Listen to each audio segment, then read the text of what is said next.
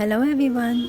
Do you like the sketch of a flower vase that I did in pen and wash? Are you excited to do it along with me? Come on then. Stay with me till the end and I will show you exactly how to go about it. For this sketch I am using this simple sketch pad which is made of cartridge papers. And this is a waterproof gel pen that I am using to make the outline of the sketch that I want to do. It is very important to have a waterproof gel pen because we are going to paint with watercolors over it, and if we use any other pen which is not waterproof, then the ink will spread into the watercolors and spoil our sketch. For this sketch I am not using any reference image. It's a plain and simple sketch done randomly. It's just a simple vase, a few flowers, big and small flowers here and there, a few leaves, a few buds, a few fallen leaves here and there, and maybe I will add a window behind to complete the picture. Yeah, this is the window, just a plain and simple window behind the vase. So with this our basic sketch is ready, and now we'll be starting with the painting part, for which this is the color palette that I will be using. These are Camel Artist watercolors. You are of course free to use any brand that you want. The shades that I am using here are lemon yellow, chrome yellow, yellow ochre, scarlet red, crimson red, burnt sienna, sap green, cobalt blue, Prussian blue, and maybe a little bit of black. I'll be starting with the lighter shades first, and so I'm starting with the yellows. I'm applying the basic yellows for the flowers and then slowly introducing the darker side of the flowers with the help of few oranges and reds so as to show the darker shade side of the flowers. If we are showing the shading, then the one thing that you have to remember always is the light direction. The direction of the light will show which side of the flowers or any other element for that matter, which side of the elements will be lighter and which will be darker. As always, the side that is facing the light will be light tones, and the sides that are against the light will need to have darker tones. For the glass of the window, as you can see, I have purposely left out a few blank patches of vertical and diagonal strokes so that it indicates the shine of the glass.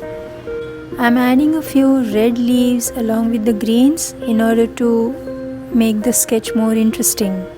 You will notice I'm using very watery paints, that is, the pigment is less and the amount of water is more, and that's the essence of watercolors, so that when you paint various colors side by side to each other, they merge with each other easily.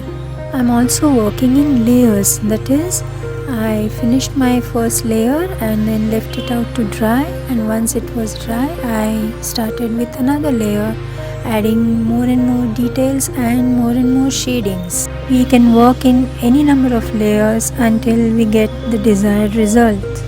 Also, I am using thicker, wider brushes for the bigger patches and smaller, tinier brushes, finer brushes for the finer details. Initially, you may find watercolor as a very tricky medium, but it's not really so. With practice, you can definitely master it. For that, you will need to know a few techniques that can be used in watercolors. And if you want to know more about the techniques, I have a few videos explaining the techniques on my channel. The links to these videos are given in the description below. Do visit the videos and watch them till the end so that you will get to know different watercolor techniques. There are almost about 16 of them in 2 parts in 2 videos. I'm sure you'll find them interesting. Do let me know how you found them in the comments below. Here I'm adding a few darker patches behind the flowers. This helps in making our flowers pop out against the dark background. This way the flowers look more prominent, and by using this kind of contrast the painting or the sketch starts looking more interesting. As we move along, we can even add a few more things like some twigs here and there, some blobs here and there. That too starts making the sketch look more interesting.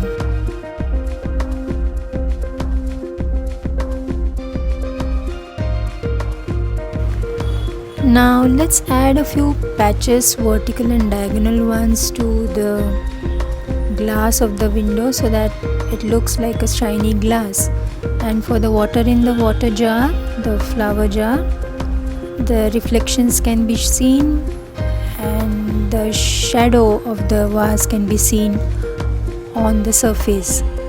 Similarly, the shadows of the flowers that are fallen below. Now we'll just add a few detailings here and there for the window.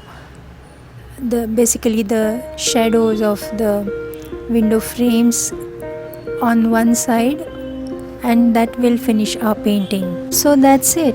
Our pen and wash sketch is done. Did you like it? If you did, do give a like to the video, subscribe to the channel and share it with your friends so that they are also able to see it. And don't forget to press the bell icon for notifications of future videos. You may also leave your comments below of any other works that you would like to see. Also click on the end screens here to watch other videos. See you in the next video then.